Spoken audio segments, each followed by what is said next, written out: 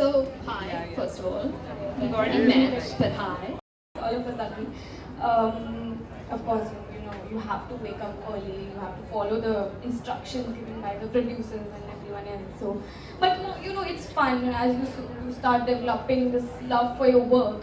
It doesn't matter what time you have to wake up. You have to be brilliant in what you're doing, and for that you have to love your work.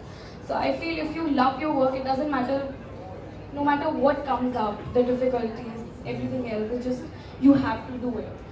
Not that I'm saying that I have to do it because it's there, it's an instruction, doesn't matter whether you like it or not, but you eventually you end up falling in love with your work.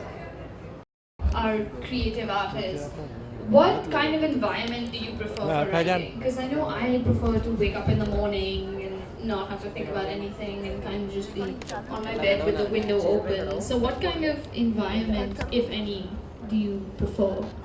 I really need my own space before I actually, if it's a difficult scene where a lot of emotions are involved, I really need my own space at times. And I would rather prefer sitting in one room, dark room, and trying to. That is just Snapchatting all day. Agni, I'm looking at you. I am also on Snapchat. Thanks. What is the question? The question is what Snapchat distracted. What inspires you to go beyond the Snapchat story? Nothing really inspires me. I mean, I really want to get out of social media, but I don't know. Nothing really inspires me. I'm so boring in life. Nothing inspires me at all.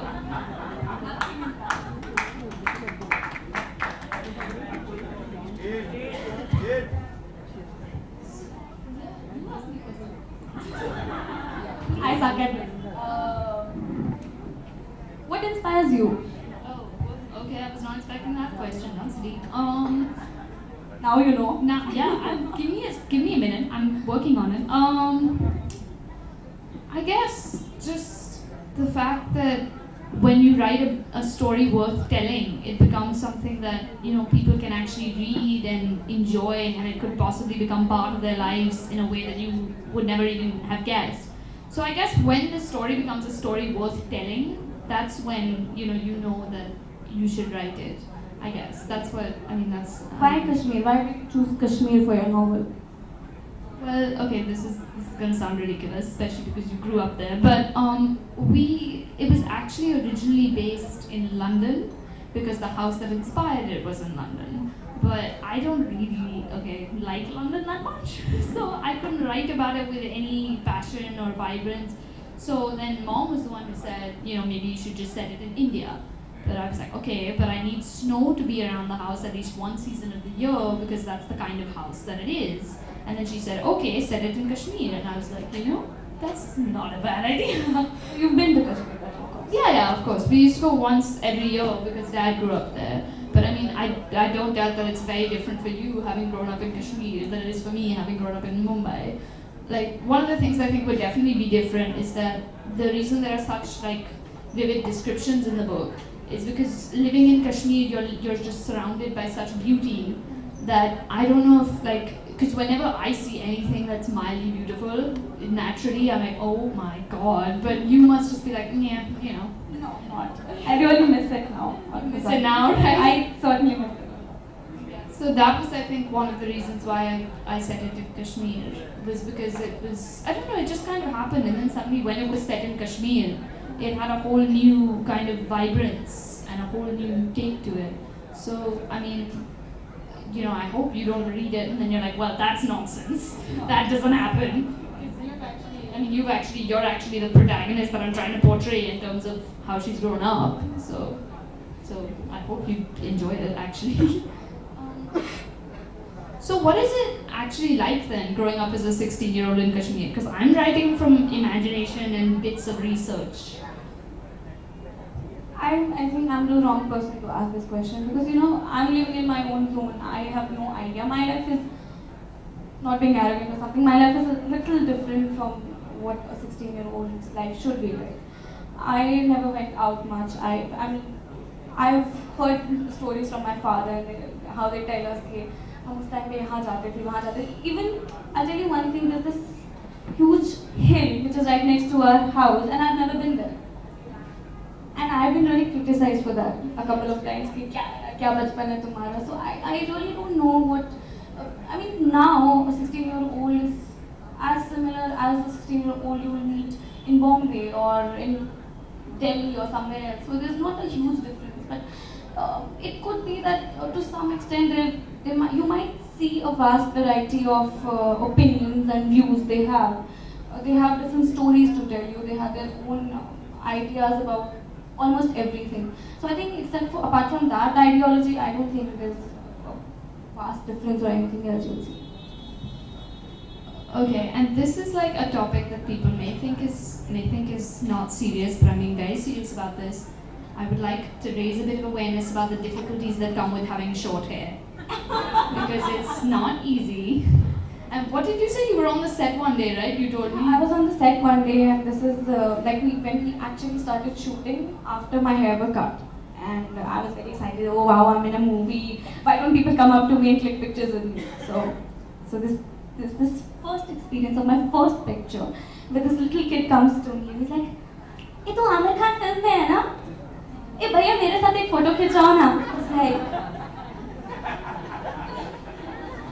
I was taken aback for 10 minutes and I didn't talk to anyone for an hour. I mean it. I didn't talk to anyone. I sat in my van and I was like, I'm not coming out of this place.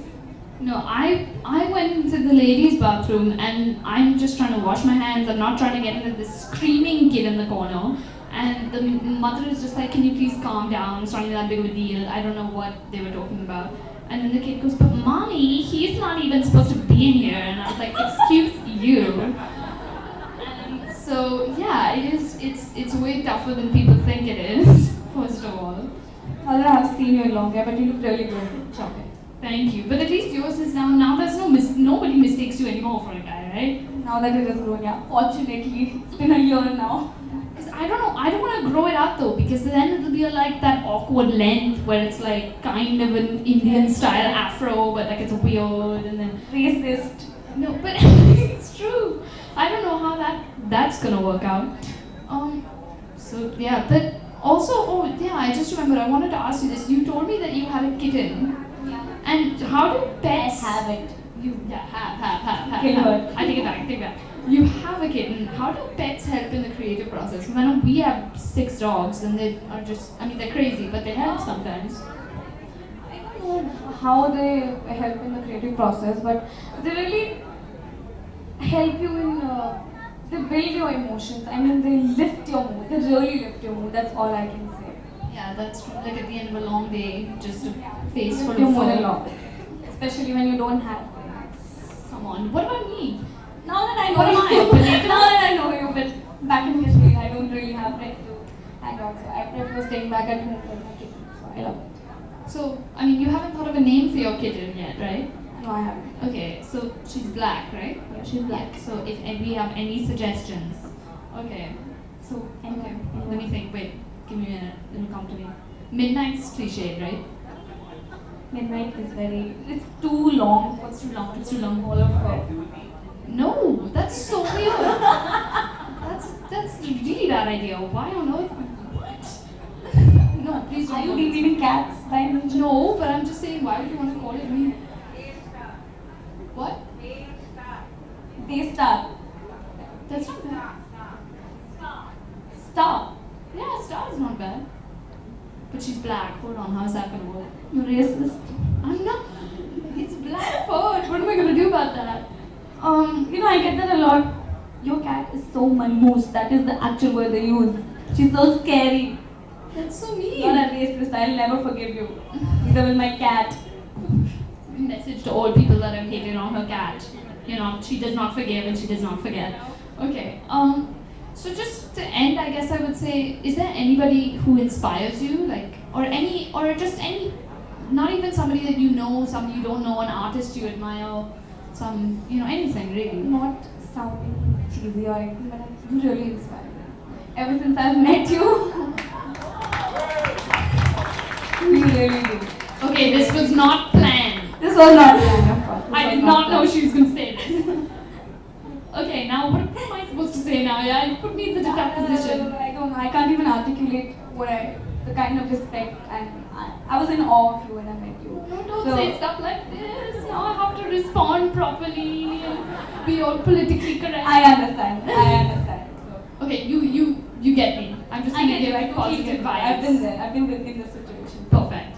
Okay, great. Okay, now how am I supposed to top that? Let's Okay, now you ask me a question.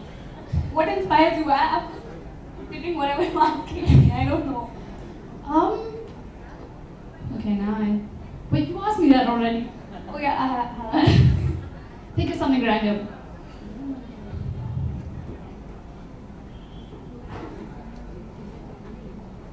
I'm so sorry. I'm so bad at asking questions. I'm so sorry. Okay, wait. I'll ask myself a question.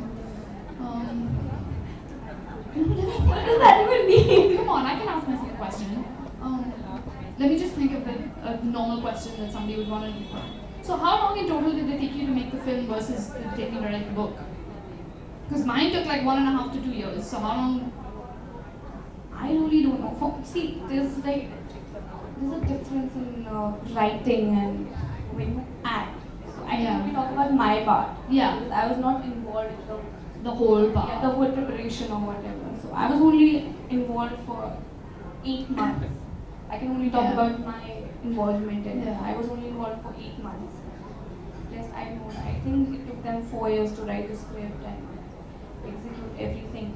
I really don't know. Okay, but one question that I genuinely want to ask. Whenever I listen to myself on a video, I hear myself and I sound really squeaky. Does that happen to you when you're watching yourself on film? Do you just I feel hate like, to watch myself on screen. right? I hate it. Like, isn't that kind of annoying? It's annoying and it's so embarrassing. It's really embarrassing. I hate it. I never watch my interviews. I was scared to watch my film. Yeah, but you had to go, right? Because you can't be like, No, I cannot watch it. I don't want to watch it. It's just too downcast. The first few ads I shot, my voice was down. So Oh. it was okay. But in the movie, I was like, now I have to watch myself for an hour. For just like, well, okay, I actually thought of a nice quote to wrap up on, so I'm going to wrap up on a nice note, which is that there's this really, I guess now that you asked what inspires me, I'm going to go answer to that now. There's a quote from a movie, Midnight in Paris, that my friend Anjali, who's sitting somewhere where I can't see, showed me, where Judi Dench says, we all fear death and question our place in the universe. The artist's job is not to succumb to despair, but to find an antidote for the emptiness of existence. So that's what inspires me.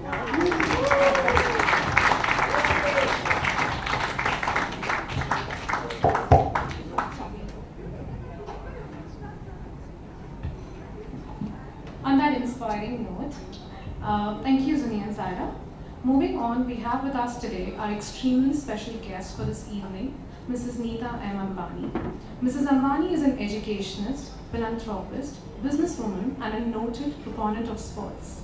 She is the founder and chairperson of Reliance Foundation, which has impacted lives of over 10 million people across India. A teacher at heart, education has always been Mrs. Ambani's foremost passion.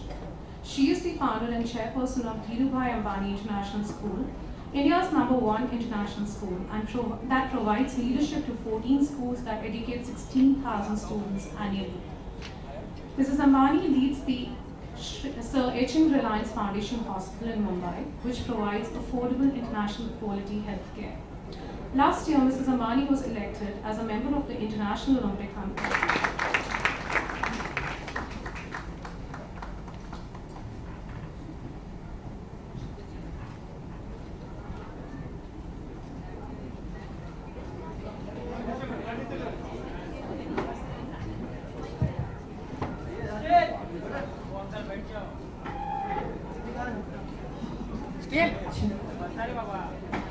बैठ जाओ अरे भाई बैठना relax हो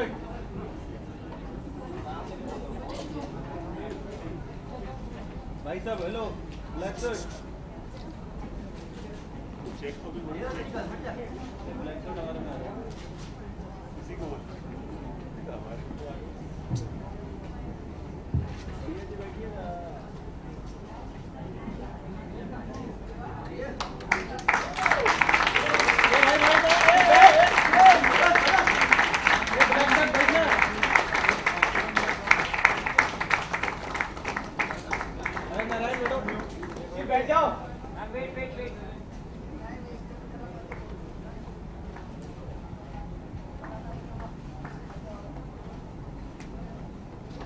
बैठना यार। Big round of applause.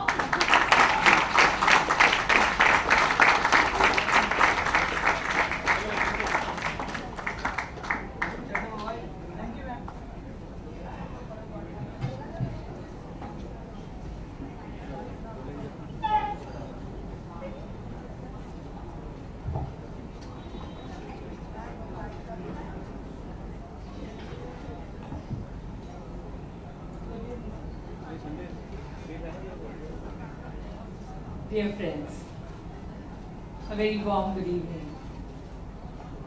This evening, we have all gathered here to celebrate our young star, ZUNI.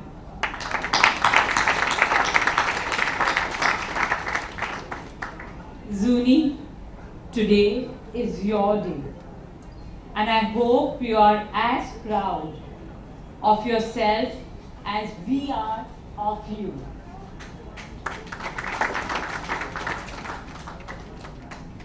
What can I say, ZUNI? This evening fills me with nostalgia and brings fond memories of your childhood. I have known ZUNI since the day she was born. Literally a tiny bundle of joy born to Anu and Vinod. She has grown quickly and blossomed in front of my eyes. I still vividly remember ZUNI as a shy, frail 4-year-old when she joined Dhirubhai Ambani International School. But even as a young girl, I could see the spark in her. Her innate ability to express herself and craft words was truly marvelous. An avid reader and a talented writer, full of imagination, wit and humor, ZUNI has always been a teacher's delight.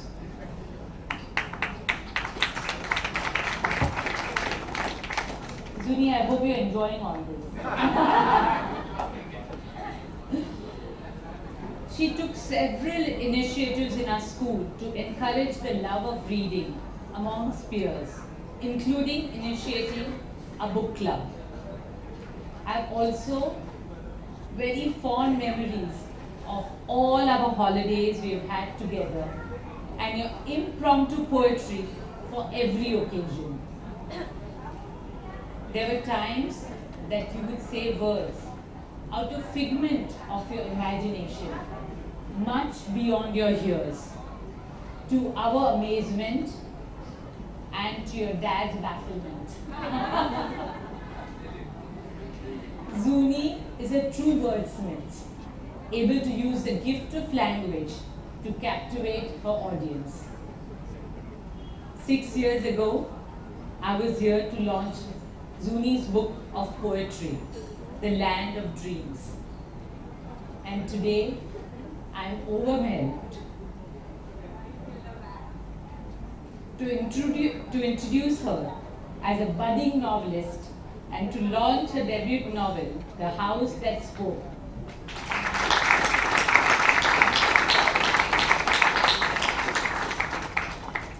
It is truly an extraordinary achievement at the age of just 15. This novel truly represents ZUNI's growth as an author and as an individual. Her clarity of thought is highlighted by the beauty of her prose. ZUNI, all of us at the school are filled with pride that we have nurtured a promising author. And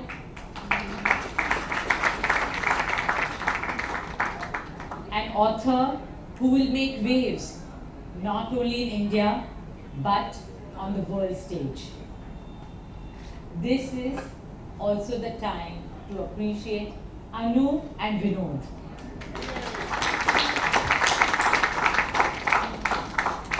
You have been wonderful, nurturing parents and have brought out the best in our dear ZUNI.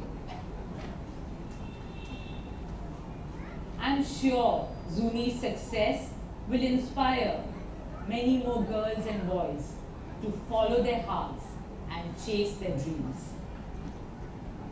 Amongst the greatest joys of my life has been the blessing to be able to nurture hundreds of young girls and boys at our school. Every single day, I'm overwhelmed and inspired by their innocence, positivity, and enthusiasm.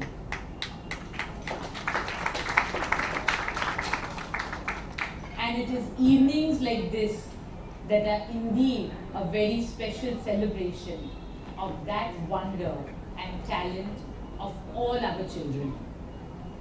ZUNI, congratulations. And may you always continue to inspire with your poems and enthrall with your words. This is the beginning of your journey, and we look forward to applauding and cheering all your achievements in your path ahead. Let's give a big round of applause to our young novelist ZUNI.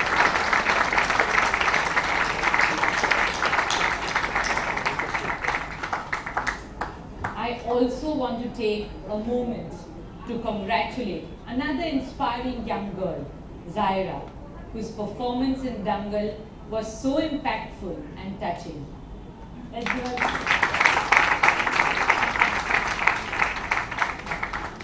Zaira and ZUNI, I truly enjoyed your conversation today, from your differences to your inspirations. But what really struck me is that all children, whether they grow up in Kashmir or in Mumbai, are the same.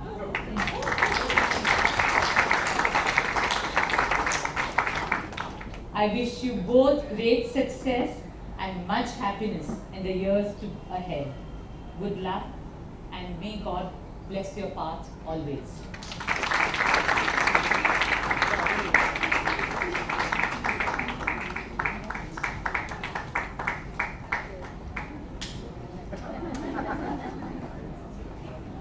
Thank you so much, Mrs. Neeta Ambani, for giving a really inspiring speech.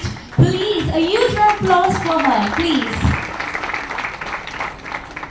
And now we would request ZUNI Chopra to read from her book, The House That Spoke. Come on, a huge round of applause for her as well. Please feel free to clap. Thank you.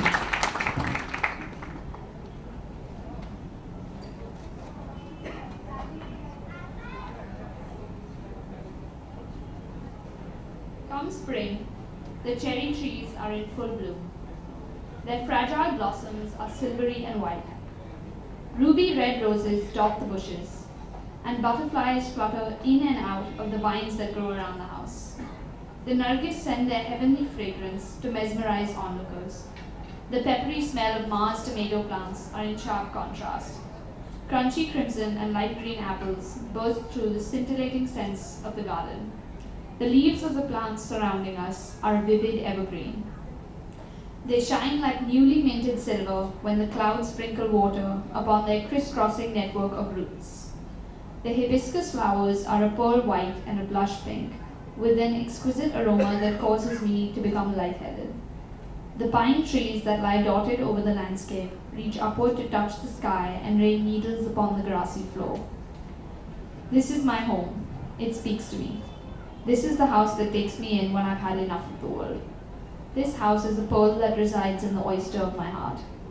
Though all must someday waste away, and the world will someday end, this house will live on till the days vanish into ash, and time and death, brothers in arms, engulf the rest of the world.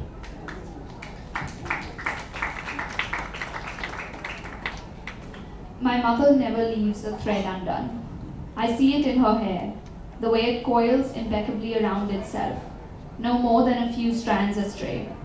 I see it in the way she walks, at ease yet upright, fixing things that bend at odd angles, or shutting windows left so slightly ajar that you could almost miss their breeze. I see it most of all in her threads themselves, in the way they entwine with each other like gnarled, twisted stumps of decaying oak, in the way they wind themselves lovingly around her fingers and slip into position just as she draws them away. But sometimes my mind wanders to forbidden lands, and it whispers that perhaps Perhaps the reason she so meticulously brushes each light brown strand into place every morning is because there are far too many loose, chaotic, forgotten ends in her life to possibly die up again.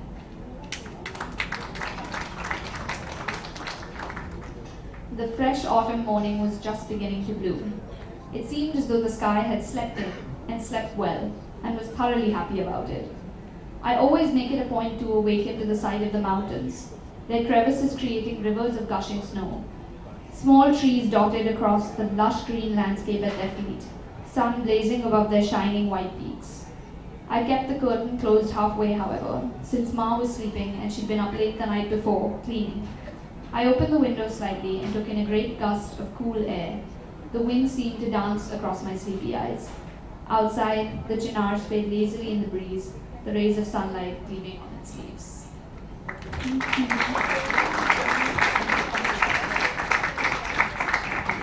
Thank you so much, Zuni. Please, again, the usual applause for our talented ZUNI CHOPRA over here. Now, I would like to call upon Mr. Kinjal Shah, who is the CEO of Crossword Bookstores, to come here and present token of appreciation for our honorable guest and our wonderful author. Please, a huge applause for him as well. For Mrs. Neeta Ambani, please clap, everyone.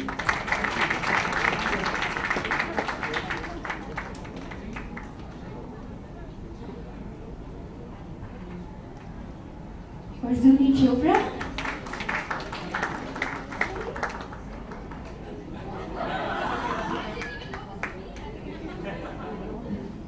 And for Zara Wasim.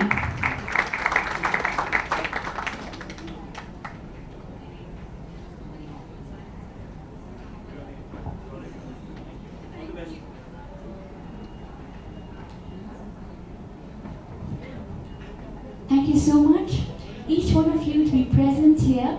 It was wonderful to have each one of you present over here, today being Wednesday, a weekday, and there must be a lot of traffic at peak time. So please, a huge applause for our wonderful author and for our honorable guests, everyone.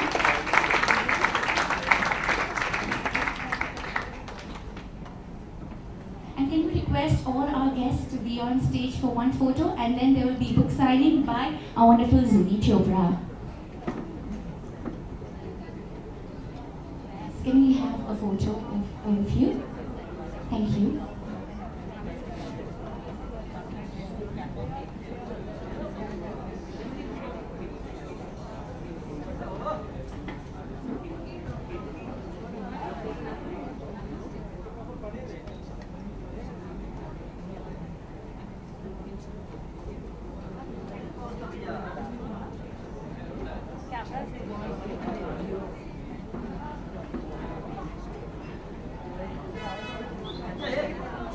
बैठ जाओ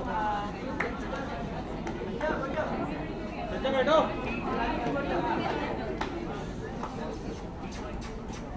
अरे यार बैठ जाओ यार ये भाई लोग बैठो हो गया तो बैठ जाओ अरे बैठो यार बैठो अंकल बैठ जाओ अंकल बैठो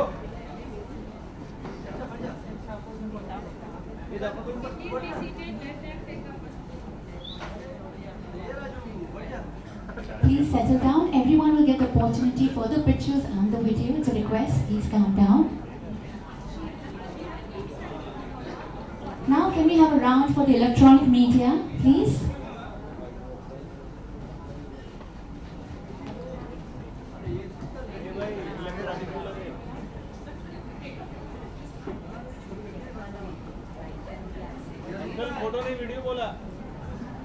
Thank you so much, everyone.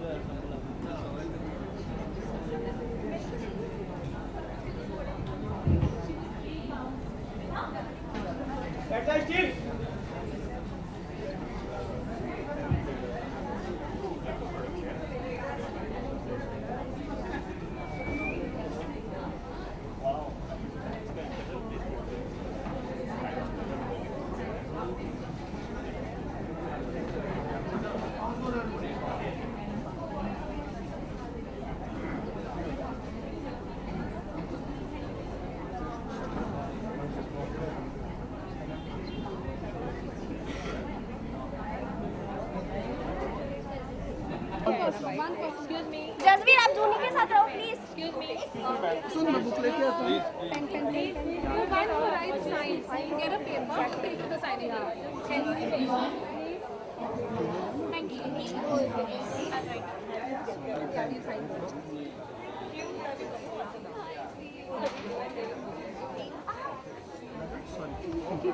my name is कितने लोग हैं teacher please thank you she's just gone to the permit I think she's not fine yeah she can but fast मेरे भाई फोन कोई ना signing के बाद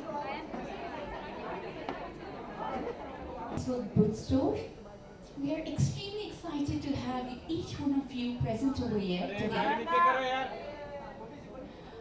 Crossroad aims to be a point of cultural and social interaction where authors and poets hold court, where children are regaled, where people gravitate to be informed, to be entertained, even enlightened.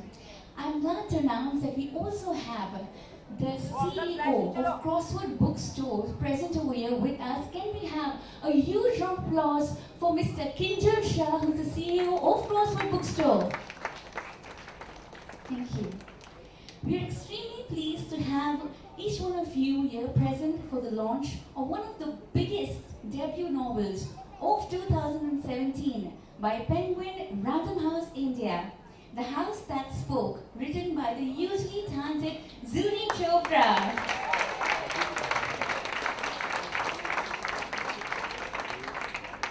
Penguin Random House India is the subcontinent's largest English language trade publisher. The company publishes over 250 new titles every year and has an active backlist of 3,000 titles. And today, we have with us Ms. Priya Kapoor, who is the Senior Manager Marketing of Penguin Random House India, to take the evening ahead. Can we please have you? You can clap please for her. Distinct writing style that is poetic and absolutely captivating and is sure to appeal to a wide range of readership. In conversation with Zuni today, we have a very gifted actor, Saira Wasim, who has gained tremendous popularity in a short span of time. She was recently seen in super blockbuster Dangal as young Geeta Fogart and has won many hearts with her stellar performance. Over to you, girls.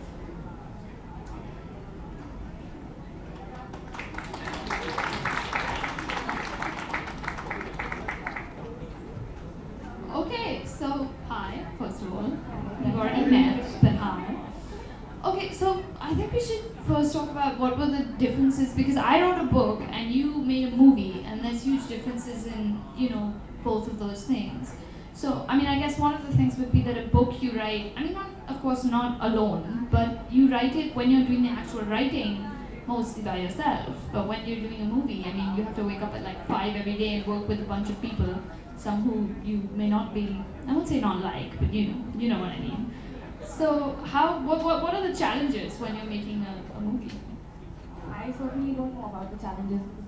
I'm merely a debutante. I really don't know what the challenges were. I was just blindly following the instructions given by our directors. So yeah, it's up to you people, writers, of course, who write the script and who brilliantly shape the script, and they are the ones who decide what we are supposed to do, and they decide our work. So I feel that whatever we do, or half of the credit really goes to them. Even in Dangal, I feel if it would not have been a brilliant script, I don't think we would have been such good actors. So I think the credit goes to the writers. So it's amazing whatever you're doing. I'm so proud of you. Thank you. And because with me I can kind of decide my own schedule. So what was the schedule like for you? Like how did you manage just life? That escalated quickly. Now I have to talk about the drawbacks all of a sudden. Of course, you have to wake up early. You have to follow the instructions given by the producers and everyone else. So, but it's fun as you start developing this love for your work. It doesn't matter what time you have to wake up. you have to be brilliant in what you're doing, and for that you have to love your work. So I feel if you love your work, it doesn't matter, no matter what comes up, the difficulties, everything else, it's just you have to do it. Not that I'm saying that I have to do it because it's there, it's an instruction, doesn't matter whether you like it or not, but you eventually you end up falling in love with your work. So just a question, because both of us like are creative artists. What kind of environment do you prefer for writing? Because I know I prefer to wake up in the morning and not have to think about anything and kind of just be on my bed with the window open. So what kind of environment, if any, do you prefer?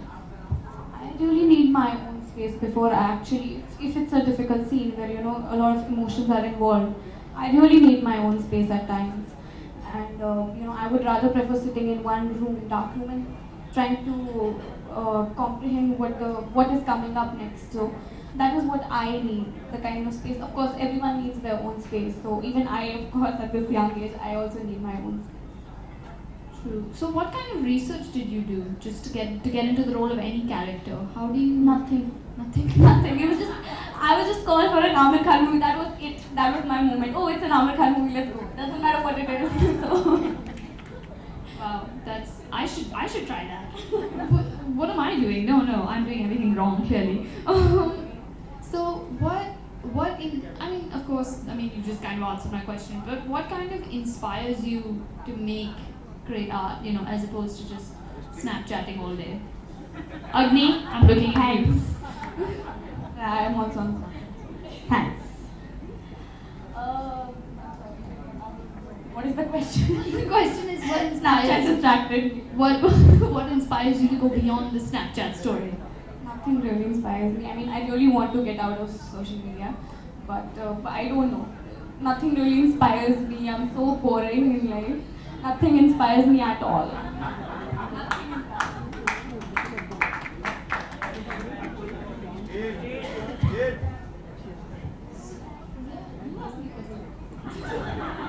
I suck at this. What inspires you?